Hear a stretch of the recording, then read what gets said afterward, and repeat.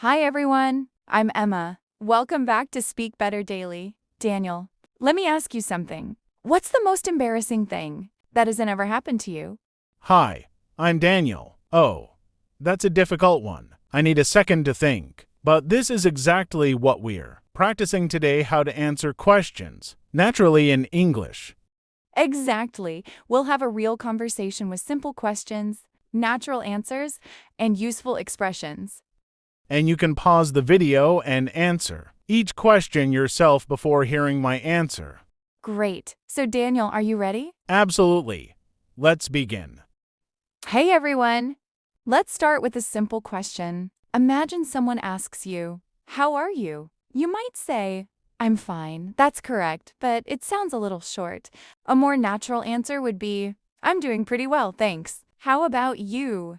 See the difference? You're not just answering the question, you're also giving the other person a chance to continue the conversation. Now imagine someone asks you, "What did you do yesterday?" You could simply say, "I studied," but why stop there? You could say, "I studied in the morning, then I met a friend for coffee." That sounds more natural because you've added a little information, and that little detail can create another question. Maybe they'll ask, "Who did you meet?" Or "Where did you go for coffee?" Let's try another one.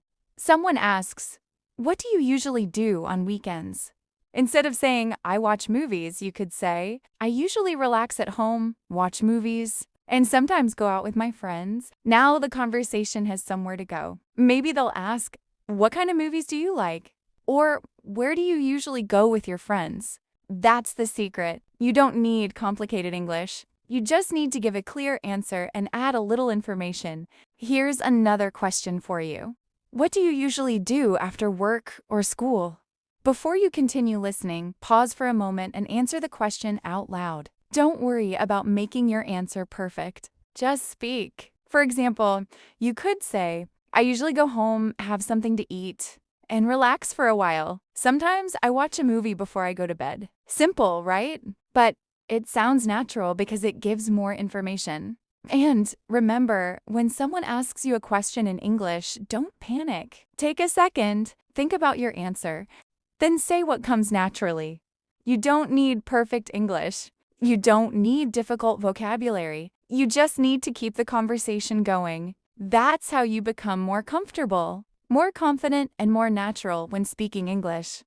Have you ever been asked a question in English and suddenly your mind goes completely blank? It happens to almost everyone. Someone asks you, "What's your favorite memory?" And suddenly you're thinking about grammar, vocabulary, pronunciation, and everything else except the answer. But here's the good news. You don't need to prepare a perfect answer. You just need to start. For example, if someone asks, "What's your favorite memory from childhood?" You could say, let me think. One of my favorite memories is going to the beach with my family when I was a kid. That sounds natural because you're giving yourself a moment to think. You can also use phrases like, "Let me think, that's a good question," or "I've never really thought about that." These phrases are useful because real conversations aren't always immediate. Now imagine someone asks you, "If you could travel anywhere in the world, where would you go?" Don't worry about giving a long, complicated answer. You could simply say,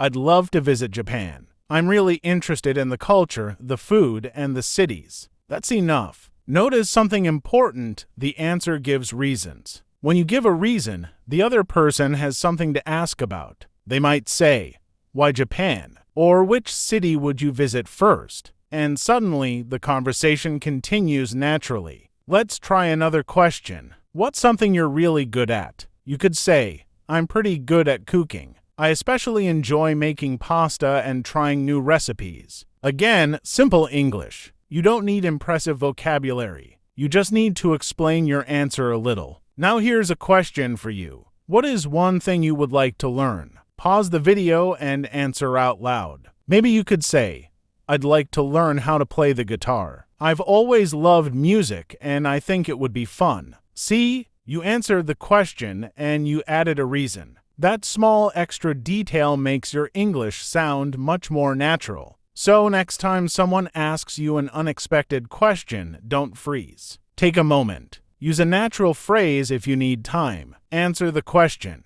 Then add a reason, example, or small detail. You don't have to sound perfect. You just have to sound like yourself. And the more you practice answering unexpected questions, the easier it becomes to speak English without overthinking every sentence. Have you ever learned an English sentence that was grammatically correct, but when you said it out loud, it sounded a little strange? That happens because speaking English naturally is not always the same as speaking textbook English. For example, imagine someone asks you, "What are you doing this weekend?" You could say, "I intend to remain at home and watch television." That's understandable, but honestly, most people wouldn't say it like that in a casual conversation. A more natural answer would be, "I'm probably just going to stay home and watch some TV." Much better, right? The English is actually simpler. Let's try another example. Someone asks, "Did you enjoy the movie?" Instead of saying, "Yes, I enjoyed the movie very much," you could say, "Yeah, I really liked it. It was actually pretty good." That sounds more conversational. Now, this doesn't mean you should forget grammar. Grammar is important. But when you're having a normal conversation, you don't need to make every sentence sound like something from a textbook. People often use short phrases like, "Yeah, definitely." "Not really, I guess so. That makes sense," or "I'm not sure." These little expressions make conversations feel more natural. Let's look at another situation. Someone asks you, "Do you like cooking?" Instead of saying, "Yes, I like cooking because it is an enjoyable activity," you could say, "Yeah, I do. I actually love cooking, especially when I have time." That sounds much more relaxed. And notice something else. Natural English often includes contractions. Instead of "I am," we usually say "I'm." Instead of "I will," we often say "I'll." Instead of "I do not," we usually say "I don't." These small changes can make your speech flow more naturally. Now I want you to practice. Imagine someone asks you, "What do you usually do in the evening?" Don't try to create a perfect answer. Just speak naturally. You could say, "I usually just relax at home. I'll watch something, listen to music, or talk to my friends." Simple, natural, easy to say. So remember, speaking naturally doesn't mean using complicated English. It means using English that feels comfortable in real conversations. Don't try to sound like a textbook. Don't try to use difficult words just to impress people. Keep your sentences simple. Use everyday expressions. And most importantly, speak the way you would actually talk to someone. That's when your English starts to sound more natural. Have you ever answered a question in English and then suddenly realized you had nothing else to say? Maybe someone asks, "What do you do in your free time?" You say, "I watch movies," and then silence. But don't worry, there's a simple way to keep the conversation going. Instead of giving only a short answer, add one more detail. For example, you could say, "I watch movies quite a lot. I especially like comedy and action movies." Now the other person has something to ask you about. They might say, "What's your favorite movie?" And just like that, the conversation continues. Another useful technique is to give a reason. Imagine someone asks, "Do you like living in your city?" Instead of saying, "Yes, I do," try saying, "Yeah, I do. I like it because there are lots of places to eat and there's always something happening." Now your answer feels more complete. You can also ask the other person a question. For example, if someone asks, "Do you like traveling?" You could say, "Yeah, I love traveling. I visited Kenya last year and it was an amazing experience. What about you? Do you like traveling?" You answered the question, added information, and asked a question back. That is a very natural way to keep a conversation moving. Let's practice another one. Someone asks, "What kind of music do you like?" You could say, "I mostly listen to pop and R&B.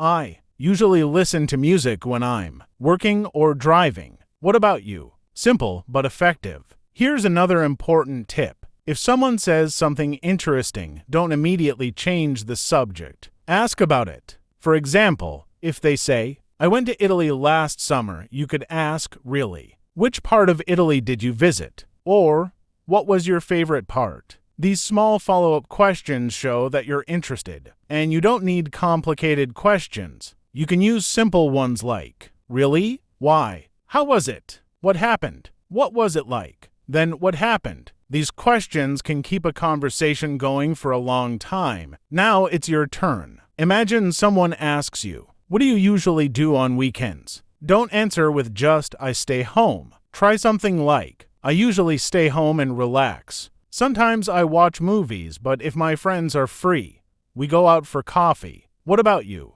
That sounds much more natural. So remember these 3 simple steps. Answer the question. Add a little detail. Then ask a follow-up question. You don't need to control the entire conversation. You just need to give the other person something to respond to. The more you practice this, the easier English conversations will become. And eventually, you won't be thinking about every sentence. You'll simply be talking. Okay, this is our final episode, so let's put everything together. By now, you've learned that answering naturally isn't about using difficult English. It's about answering clearly, adding details, giving reasons, and keeping the conversation going. So let's practice with some quick questions. First, 1. What do you usually do in the morning? Don't just say, "I have breakfast." You could say, "I usually wake up around 7, have breakfast, and get ready for the day. If I have time, I like to listen to music while I'm getting ready." See? A simple question can have a natural, longer answer. Here's another one. What do you like doing in your free time? You could say, "I really enjoy watching movies and listening to music. I also like going out with my friends when I have enough free time." Simple and natural. Now, let's make the question a little more interesting. If you could live anywhere in the world, where would you live? Take a moment and think about your answer. You could say, "I think I'd love to live in London. I like the atmosphere, and I'd love to experience life in a big international city." Notice what happened. You answered the question, gave a reason, and added a little detail. That's exactly what we've been practicing. Now let's try a personal question. What is something you want to achieve in the next few years? You don't need a perfect answer. You could say, "I'd really like to improve my English and become more confident when I speak. I also want to travel and meet people from different countries." Again, simple English, but it sounds natural because you're expressing a real idea. And here's one final question. What makes you happy? Maybe your answer is spending time with family. Maybe it's traveling. Maybe it's learning something new. Maybe it's simply having a quiet day. Whatever your answer is, say it out loud in English. Don't worry about making mistakes. Don't translate every word in your head. Just speak. And if you make a mistake, keep going. That's one of the most important things to remember. You don't become a confident English speaker by waiting until your English is perfect. You become confident by speaking, making mistakes, learning from them, and speaking again. So let's quickly remember what we learned in this series. Give clear answers. Add small details. Give reasons. Use natural everyday expressions. Ask follow-up questions. And most importantly, keep the conversation going. You don't need perfect English to have a great conversation. You just need the courage to start speaking. So the next time someone asks you a question in English, don't freeze. Smile, take a second, and answer naturally. Your English doesn't have to be perfect. It just has to be spoken. I'll see you in the next episode of Speak Better Daily.